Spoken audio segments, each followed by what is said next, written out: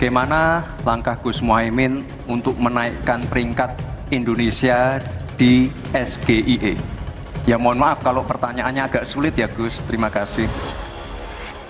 Terus terang SGIE saya nggak paham, SGIE itu apa? Tenang. Saya tidak pernah mendengar istilah SGIE. Apa regulasinya Pak untuk carbon capture and storage? Simple sekali Pak pertanyaan saya Pak, nggak perlu ngambang kemana-mana Pak. Ingin modal 200 juta pur tanpa agunan, nggak ada yang memberatkan Pak. Dan publik nanti akan menilai apakah memang ini format cerdas cermat untuk hafalan atau ini format tentang ideologi, gagasan, nilai yang kemudian diwujudkan dalam kebijakan.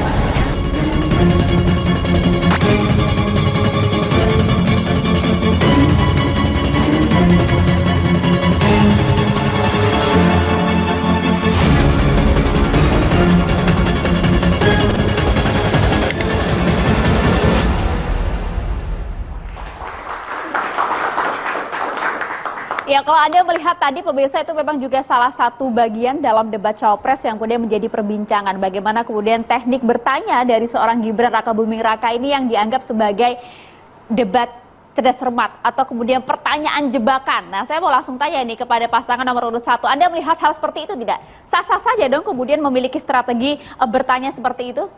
Ya, sah saja, boleh. Dan itu sudah teknik biasa yang juga dilakukan bapaknya kan. Menurut pengamat begitu, kalau dilihat memang faktanya begitu, ya, 2014, PPID dan lain-lain.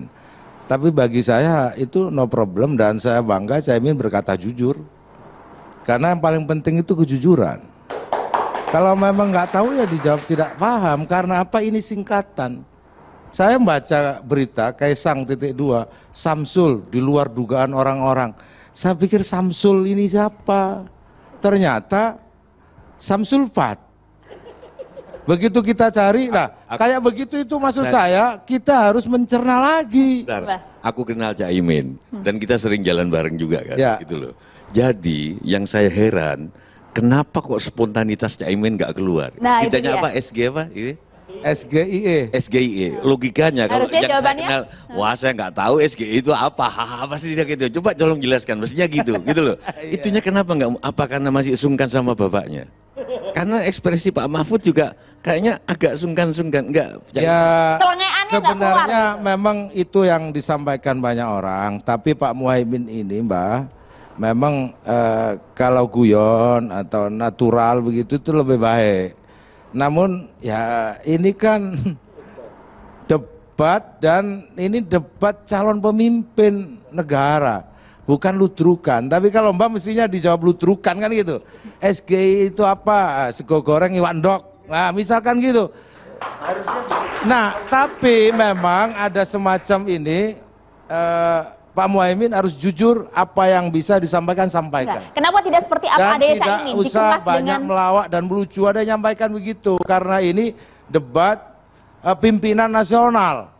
Nah, ini menurut saya akhirnya Pak Muhaimin kembali pada sikap sebagai calon wakil presiden.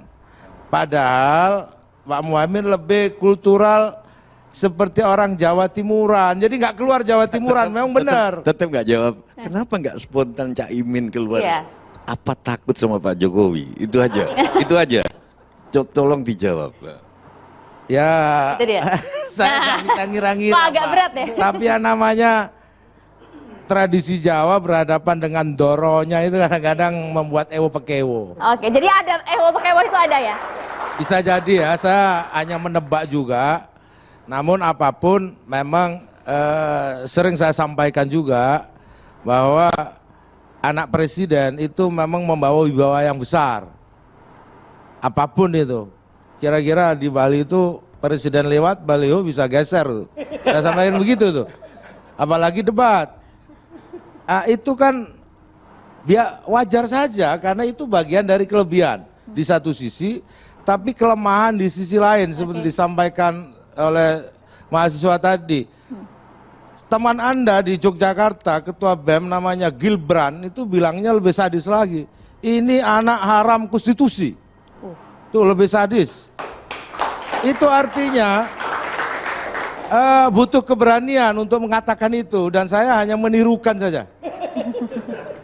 Bang, Pak Andrino bilang oke. dua-dua pasangan calon nomor 2 ini Andrinov Cadiago, saya hanya menduplikasi. Ini dua-duanya adalah calon karbitan.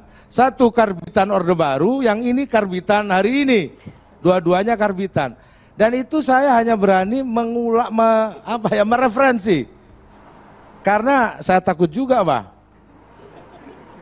Nah, untuk mengatakan ini pikiran saya. Kenapa harus takut sih, kan demokrasi, demokratis lah kita. Ya kata tadi itu ya konstitusi mengatakan Tolong cerahkan, Mbak, tolong rasa cerahkan, Mbak. keadilan. Gini loh. Ya coba. Mau apapun bedaku sama Rocky Gerung itu hidupnya di atas kertas. Aku di atas bumi. Setelah aku baca demokrasi, ternyata demokrasi itu adalah siapa boleh apa, si anu boleh anu, asal sesuai dengan apa yang sudah dianu.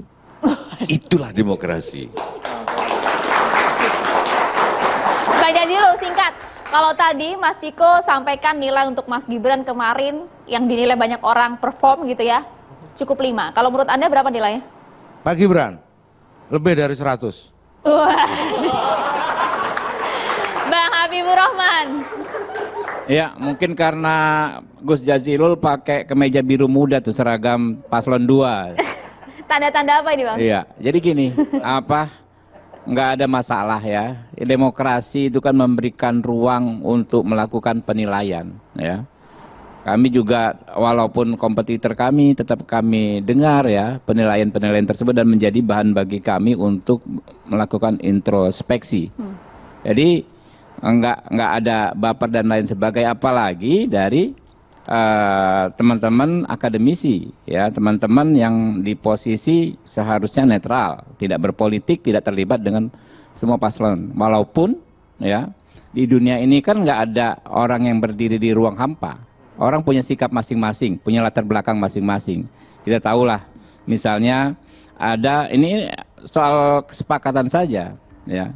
Ada yang tidak suka dengan apa yang disebut dinasti, apapun definisinya. Ada yang memaklumi, ada yang menganggap itu hal yang bisa diterima dalam batasan-batasan ketika tidak menimbulkan dirugikannya hak orang lain. Ini kan debatnya, dialognya terus berlangsung. Makanya masukan teman-teman tetap kami terima dan kami percaya diri mengatakan kami mengambil keputusan. Misalnya Pak Prabowo dengan mengajukan Pak Gibran sebagai calon wakil presiden, ya, kami tahu ada risiko macam-macam, tapi di sisi lain kami juga tidak menutup mata besarnya masyarakat yang mendukung pilihan kami. Ya, putusan tersebut diputus, ya, ribuan orang yang melakukan sujud syukur di depan Mahkamah Konstitusi, ya, puluhan kelompok masyarakat di berbagai kota melakukan syukuran, ya. Okay. Kemudian banyak sekali saya ketemu juga di dapil saya masyarakat yang lebih melihat substansinya. Substansinya adalah bahwa bisa ada perwakilan anak muda dalam kontestasi seperti ini.